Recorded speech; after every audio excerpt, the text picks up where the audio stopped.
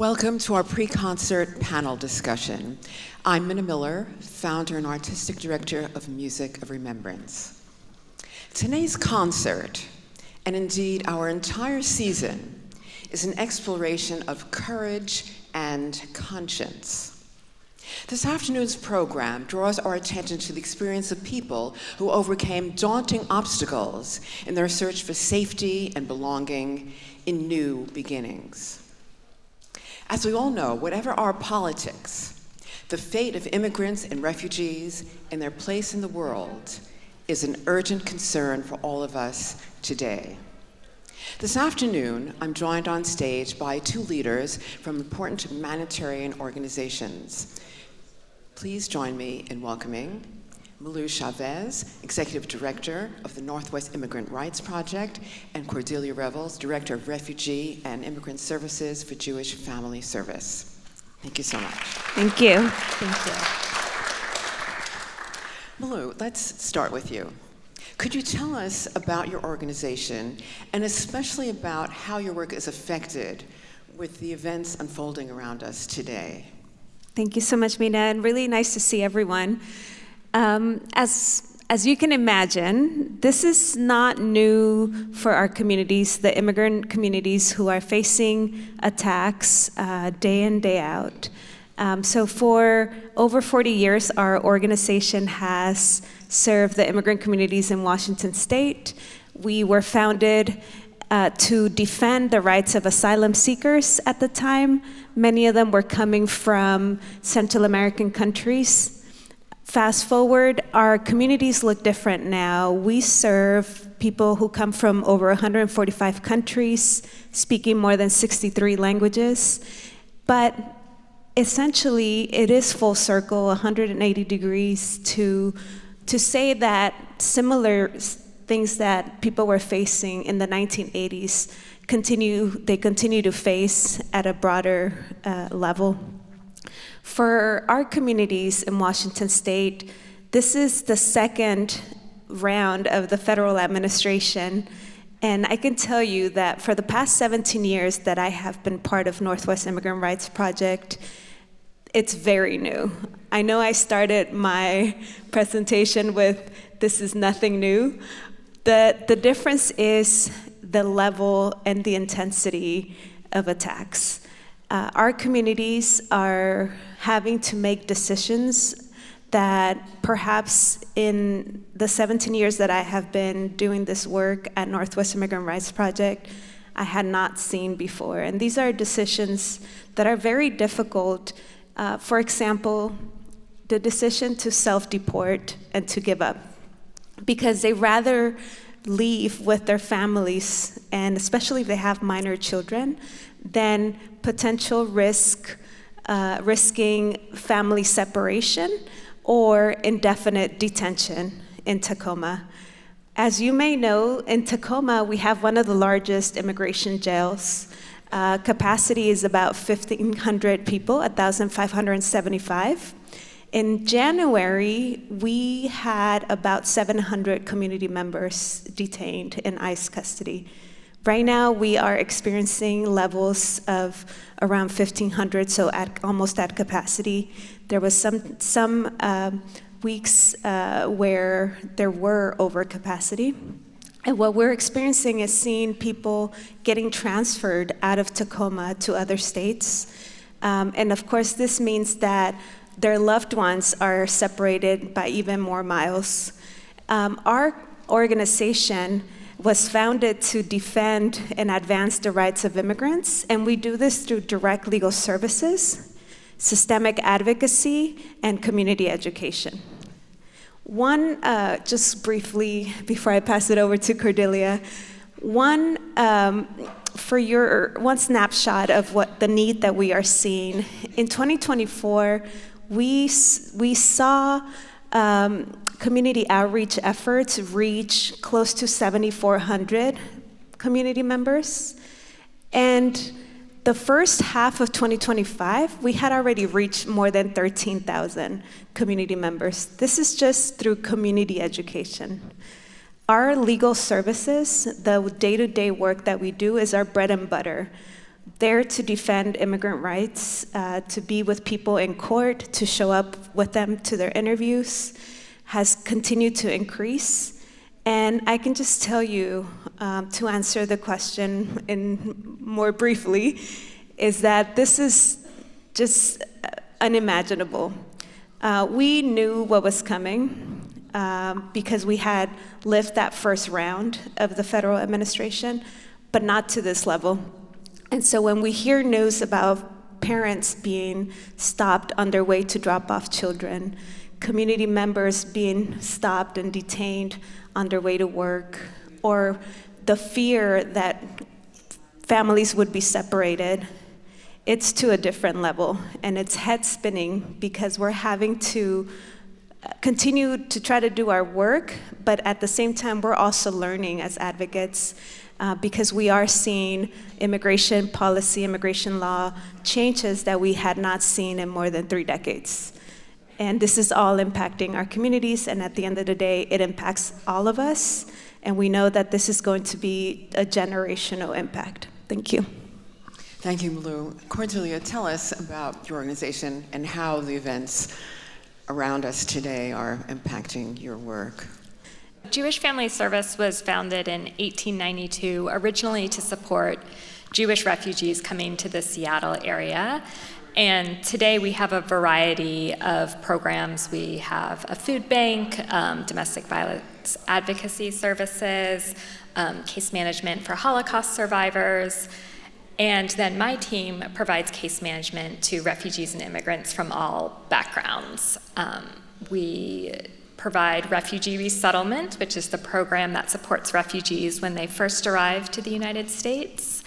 We also have employment placement services, long-term case management for folks with additional barriers to stability, like complex medical or mental health needs.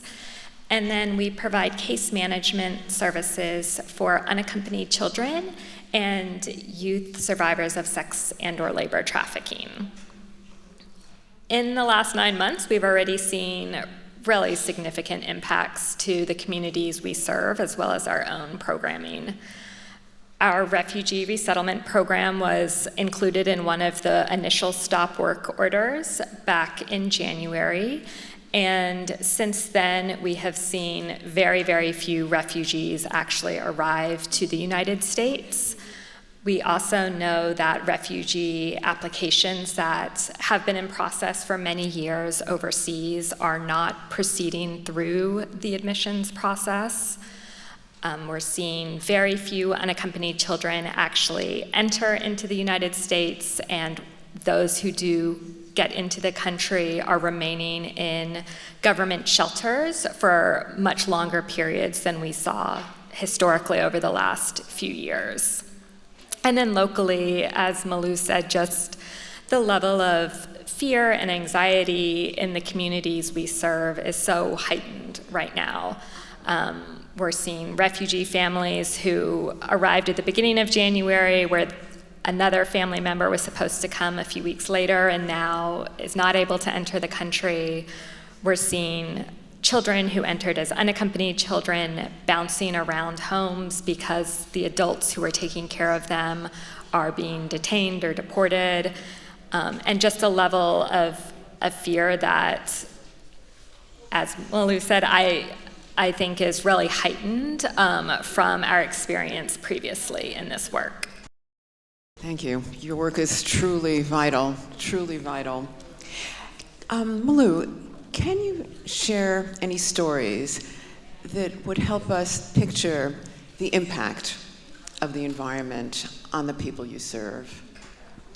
I've mentioned that our communities are really impacted right now because of the attacks that they're suffering, and I want to say that there are also some successes.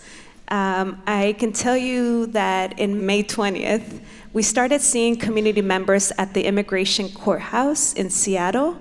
All of a sudden, we started seeing presence of immigration enforcement officers, and this had not happened before. Our team quickly mobilized, but we could not have done it without the larger community of volunteers who showed up day to day from May 20th until, I want to say, early June, mid-June, when ICE enforcement abruptly stopped coming. And what happened during that time is community members who were trying to do the right thing, who were trying to show up and defend their cases before an immigration judge, many of them were applying for asylum. ICE was moving, the ICE government attorney was moving to dismiss the case of that individual before the immigration judge. And when the immigration judge would decide to dismiss the case, ICE enforcement officers would immediately apprehend the person, because what dismissal meant is that they no longer had a case in immigration court, and therefore the immigration court no longer had jurisdiction, and therefore someone who was undocumented, no longer pending protection, and they met an expanded criteria for what's called expedited removal, meaning that they had been in the US for less than 2 years. ICE could then apprehend them. And we saw many community members both be detained and also community members decide not to show up to court. And when someone doesn't show up to court, they could potentially receive a deportation order in their absence. And the reason I bring this example is because we both saw that fear that we've been talking about, the uncertainty and just the level of attacks, but we also saw community come together. Many people who were there as volunteers were passing out flyers about Know Your Rights.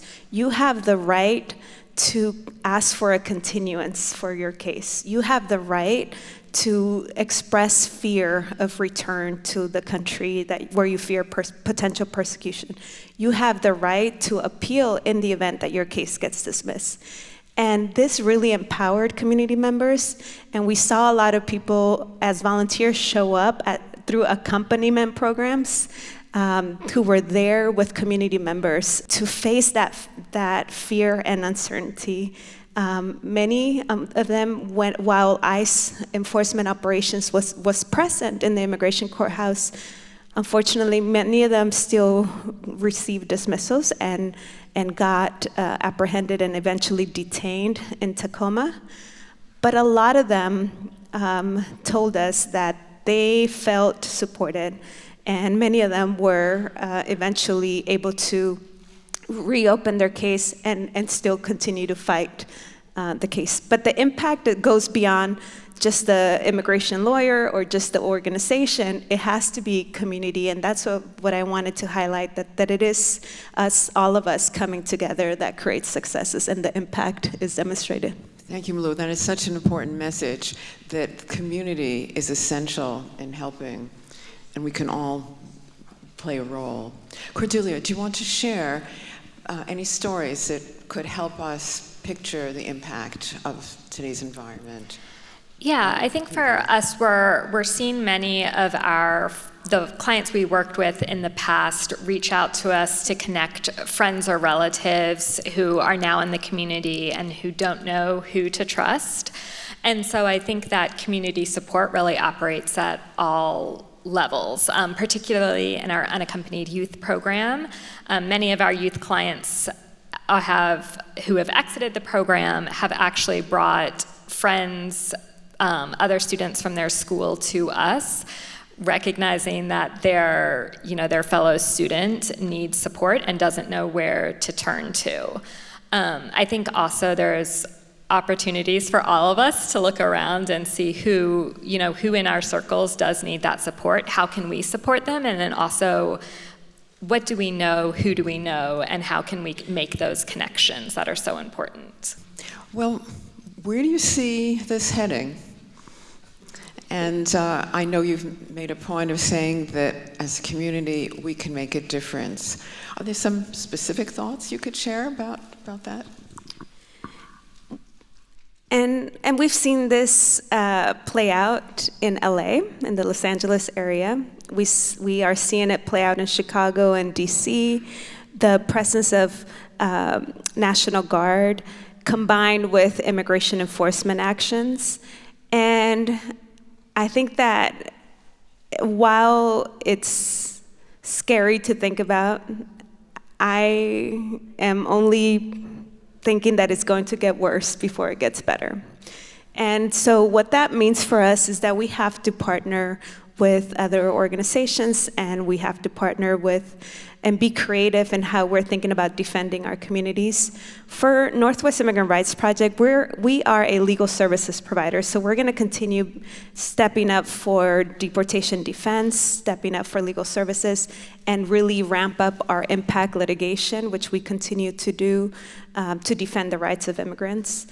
But I think that we are headed in a direction where there's going to be a lot more suffering, there's going to be a lot more separation, because essentially the government's stated goal is of mass detention, mass deportation of immigrant communities. And what's different is that now they have the budget.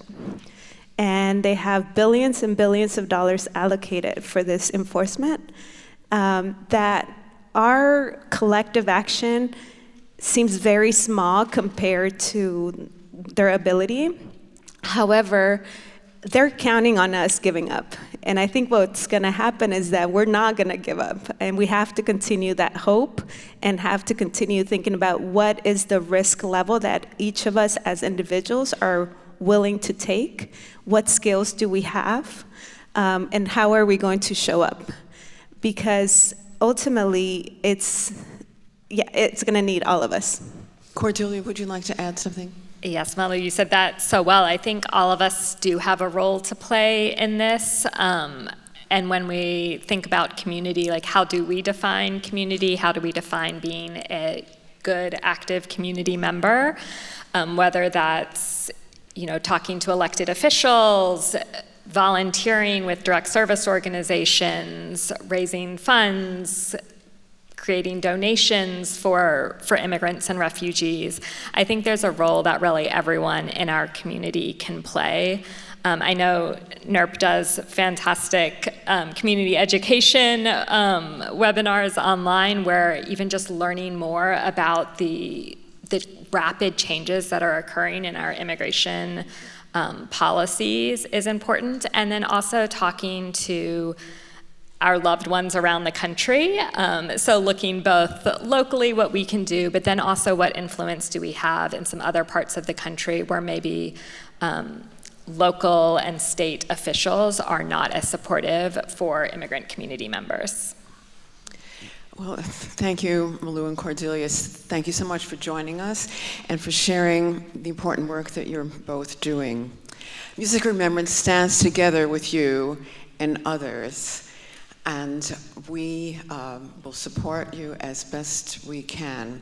You remind us that we must all commit ourselves to recognizing our own humanity so that we can recognize the full humanity of others. And this is something that you have brought out so beautifully this afternoon. And Music Remembrance wants to do its own part. We're proud to donate 50% of today's concert ticket revenue to the cause of supporting immigrants, civil liberties, and legal rights. Thank you again so very much. Thanks so much. Thank you.